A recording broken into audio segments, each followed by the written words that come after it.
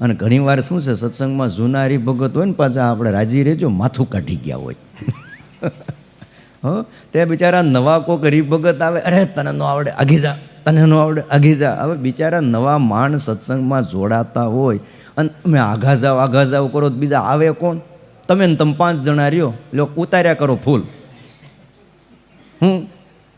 કદાચ ફૂલ હરખા તોડે ન તોડે, કોઈક હરખા સીણ્યા ફોલે ન ફોલે, કોઈ હરખી માંડવી ફોલે ન ફોલે, કોઈક રોટલા હરખા બનાવે ન બનાવે, પણ એને તમારે પ્રેમથી તમારી દીકરી છે એમ માનીને પણ એને અપનાવવા પડે. ધીમે ધીમે ધીમે ધીમે શીખવાડાય, જો બેન આમ કરાય, જો આવી રીતે સેવા કરાય, આવી રીતે રહેવાય. અને પાછું એકબીજાનો મહિમા સમજીને દો ને તો મજા બહુ આવે. અને કોક કદાચ વડીલ હરિભગત આપણને 2 શબ્દ કહે તો કાને ધરાય. મને કીધું, એટલે ભાઈ તમને કીધું શું થઈ ગયું એમાં? અને કોક કહે તો જ સુધારો થાય. આપણે હીરા શીખવા તમે બેઠા હો તો એમનું આવડી જાય. હા, મેં કોક જોઈ અને વારે વારે શીખવાડે, ભાઈ આમ અંગૂર રાખો, આમ અંગૂર પકડો, આવી રીતે રાખો, આવી રીતે હીરો ફિટ કરો. અને તમને એમ થઈ જાય મનમાં, આ તો નકરું કે કરે તો પછી હજી વ્યા જાવ ખેતી કરવા, હળ હાકો ને ખેતી કરો ને વાહ જેવું 2 બળદ, એક કોઈ બળદ બોલે નહીં. અને ત્રીજો જે હોય એ કોઈ દી કાંઈ બળદ કહે નહીં, કે પણ કાંઈક સારું શીખવું હોય, કાંઈક મેળવવું હોય તો ભાઈ એક સૈનિક તૈયાર થાય છે ને, તો એને એના જે અફસર હોય ને ઉપરના સાહેબો, એનું બહુ સાંભળવું પડે. સાંભળવું એટલે એના તો સૈનિકમાં તમને કદાચ ખ્યાલ હશે, એ ગમે ત્યારે તમારી છાવણીમાં આવે. એના અફસરો મોટા હોય ને સાહેબો, એ ગમે ત્યારે આવે.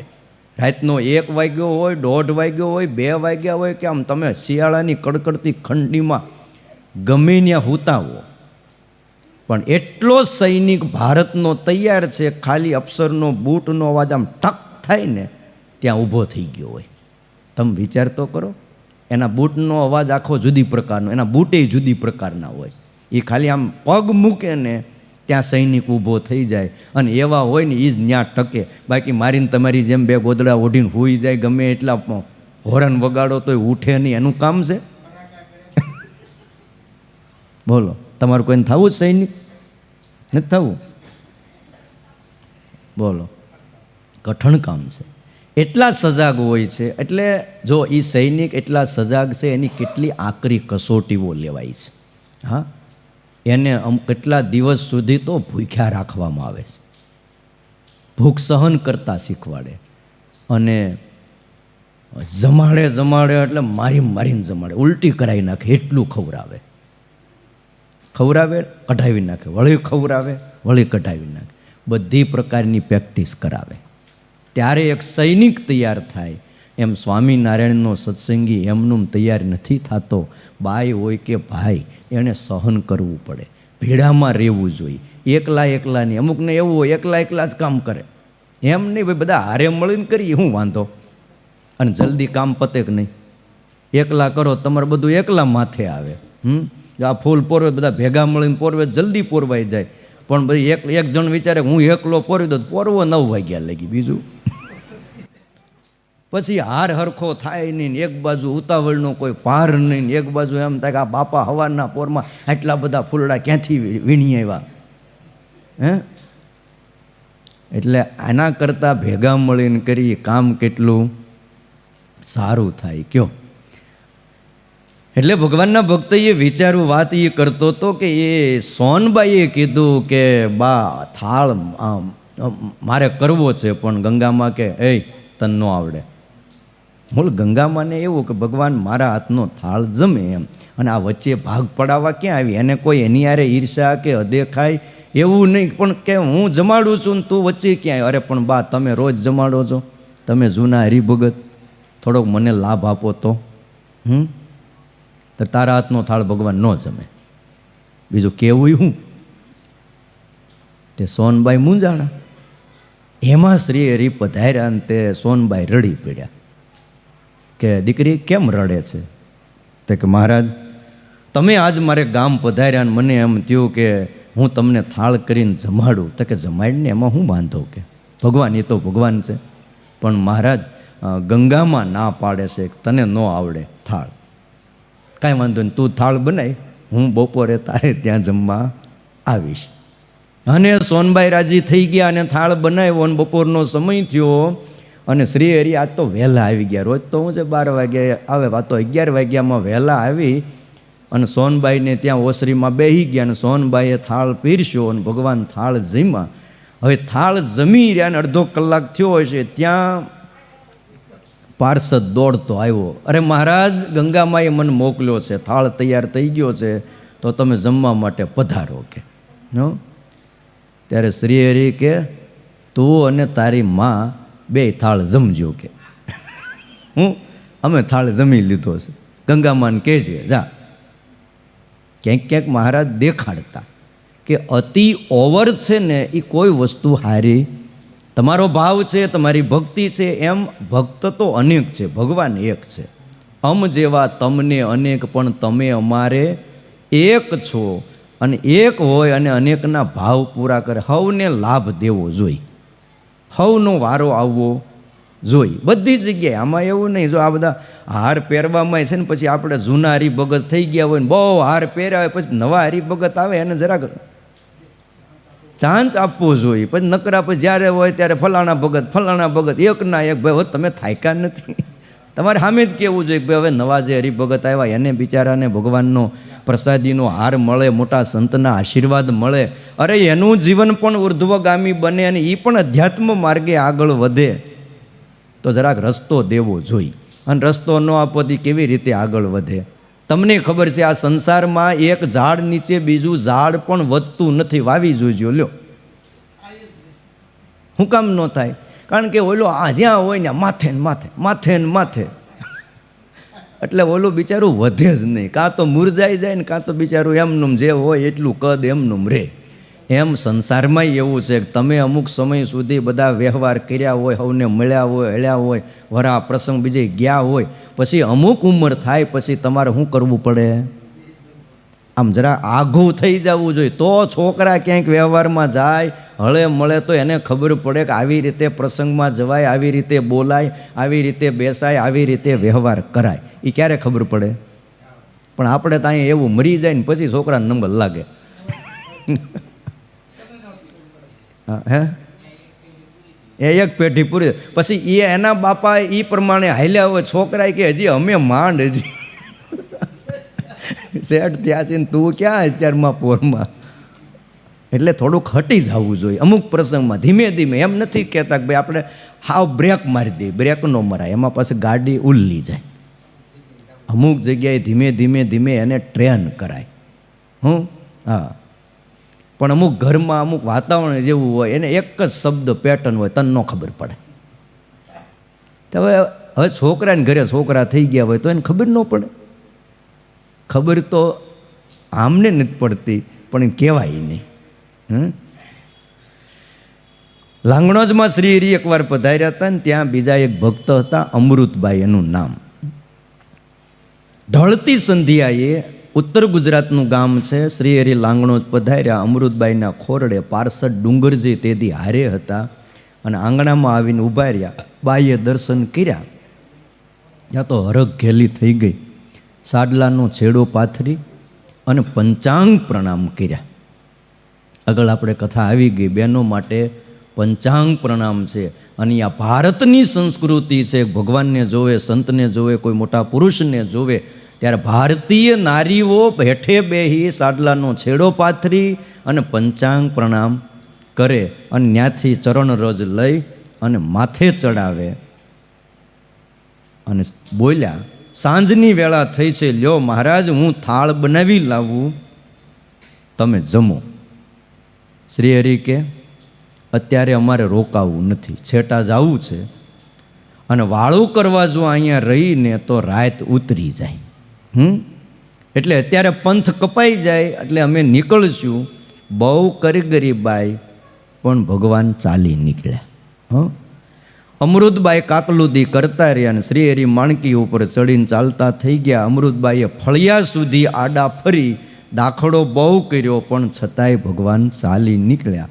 ગામ બહાર નીકળીને થોડુંક ચાલ્યા ને ત્યાં અમૃતબાઈનું ખેતર આવ્યું, આમ ગામની નજીકનું.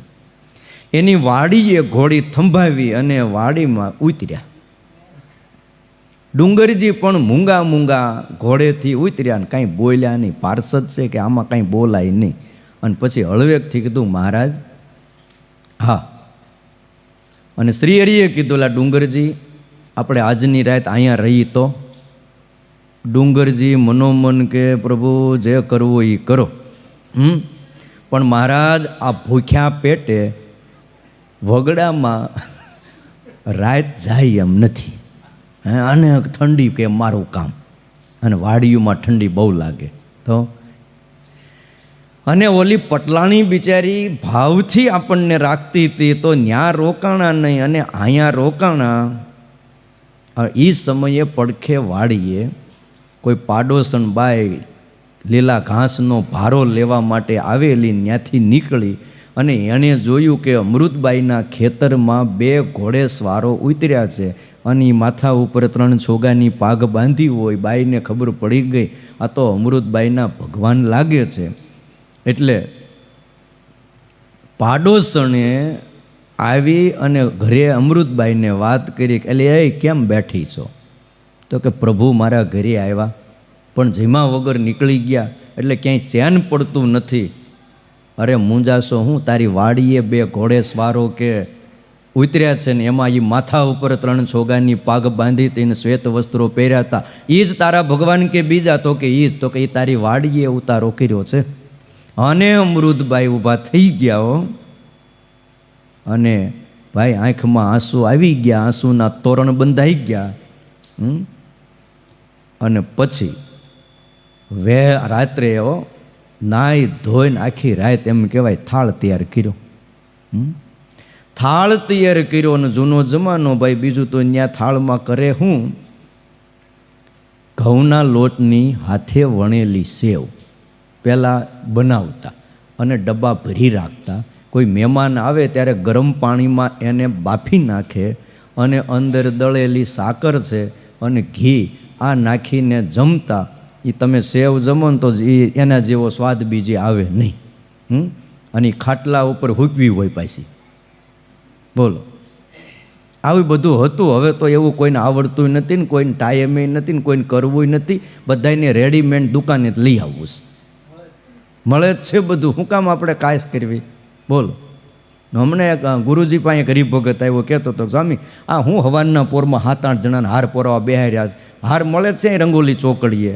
2 હાર હું પૈસા આપી દો, 2 હાર અહીં લઈ આવો તો. ગુરુજી કે ભાઈ તમારી વિચારધારા એ બરાબર, તમે પૈસા આપીને છૂટી જાઓ, તમે પૈસાવાળા હરિભગત છો, તમે પૈસા આપી દો. પણ એ બહારથી લાવેલા ફૂલ ક્યાં ઉગ્યા હોય, કોણ અડ્યું હોય, કઈ રીતના હોય, એની કરતાં આપણે ઘરની વાડીમાં ફૂલ થયા હોય, દાદા આવી સુગંધ બીજી આવે હે? અને આ ફૂલ છે તમે સવારે વહેલા ઉઠીને આવો છો, ફૂલ ઉતારો છો, આ ધરમસિંહ ભગતને બધા, અને આ 5-7 જણા ફૂલ પોરવા બેઠા ને પૂછો આમાંથી એક કોઈ આવતા હતા? આ અલ્પેશભાઈને પૂછો, સવારના પોરમાં શ્રીજી કરિયાણા ખોલીને બેઠા હોય રામબટિકામાં, વાટ જોતા હતા રોજ કોણ ગ્રાહક આવે એની. એના બદલે હવે ભગવાનની વાટ જોવા માંડ્યા. આ સેવા થાય, સમજ્યા?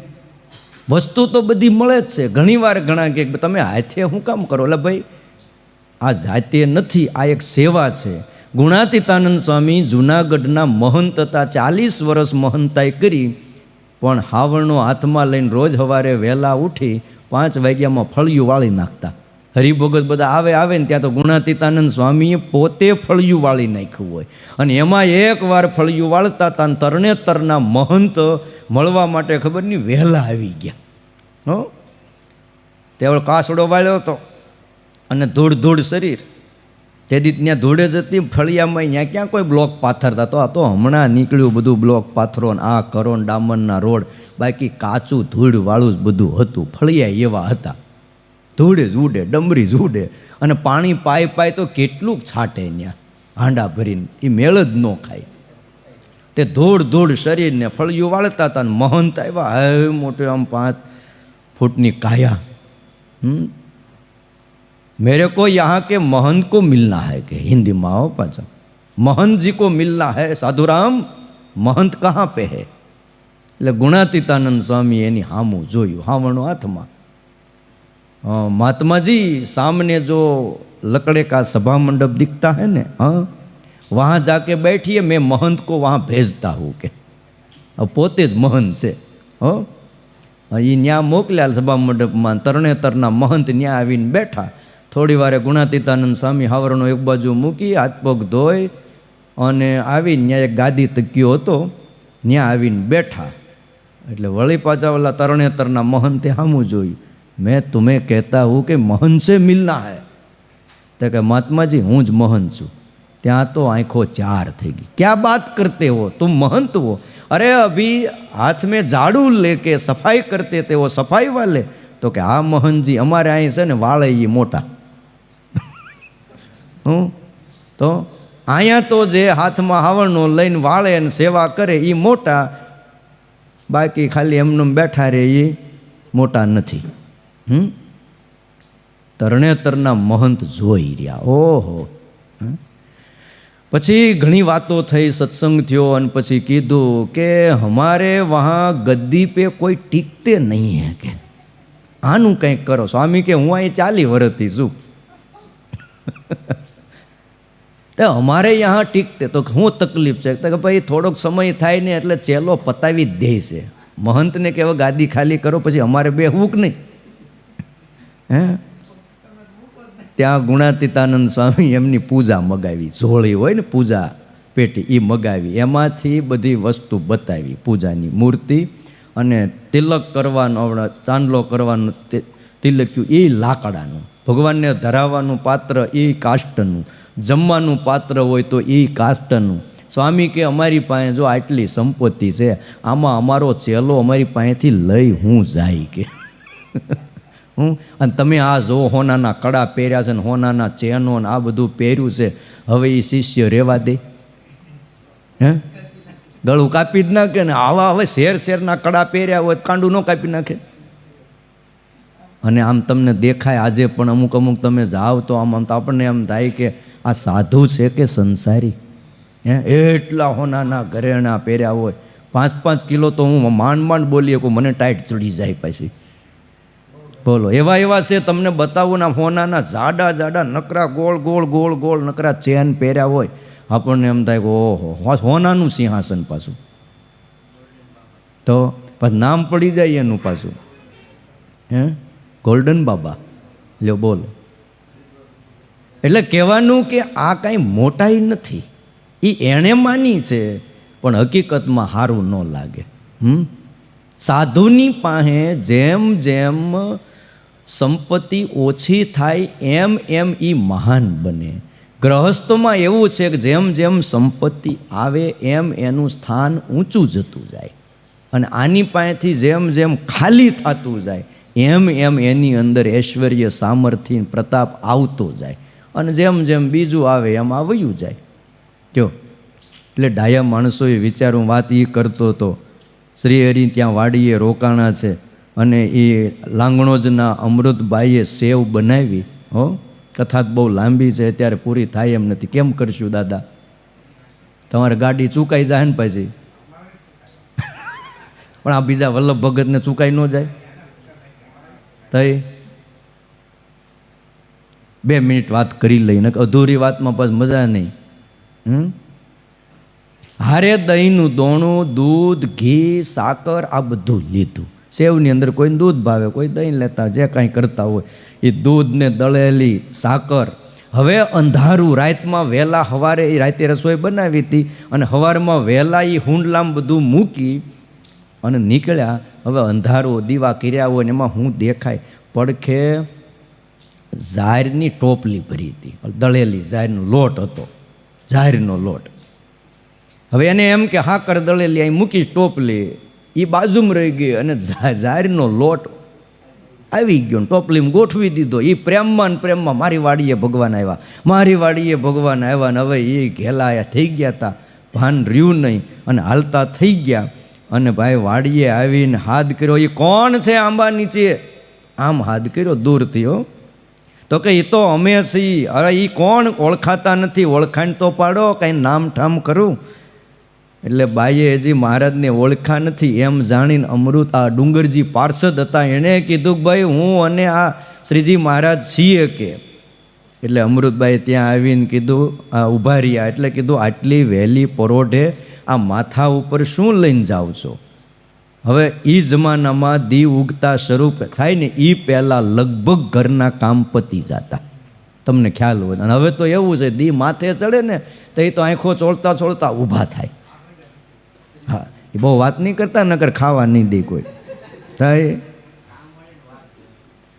એક સમય હતો ભાઈ, દી ઉગ્યા પહેલાં વલોણું થઈ જાય, વાસીદું થઈ જાય, પાણી ભરી આવે, રોટલા થઈ જાય, ભાત તૈયાર થઈ જતું, અને 6 વાગ્યામાં તો ભાત પણ વાડીએ પહોંચી ગયું હોય. દી ઉગ્યા પહેલાં બધા જ કામ થઈ જતા. બોલો. અને એ ટોપલો પછી હેઠે ઉતાર્યો અને કીધું કે ભાઈ આ તો અમારા હાથી માટે હું ભાત લઈને આવી છું. હો, આવું બોલ્યા. શ્રી હરિ કે તમારા હાથી અમે છે, લાવો કાંઈ હોય દ્યો. અને હેઠે ઉતારીને સેવ ને તાંસળીમાં સાકર નાખી મુઠ્ઠો ભરીને અને દૂધ કર્યું ભેગું અને ઘીની તાર કરી, જમો પ્રભુ. શ્રી હરિએ બધું ચોળ્યું ભેગું કરી અને મંડ્યા જમવા. અરે શું સ્વાદ છે કે! હ, અને એક કોળિયો મુખમાં મૂકીને જ્યાં મલકા ડુંગરજી પાર્ષદને રાતની ભૂખ લાગી હતી.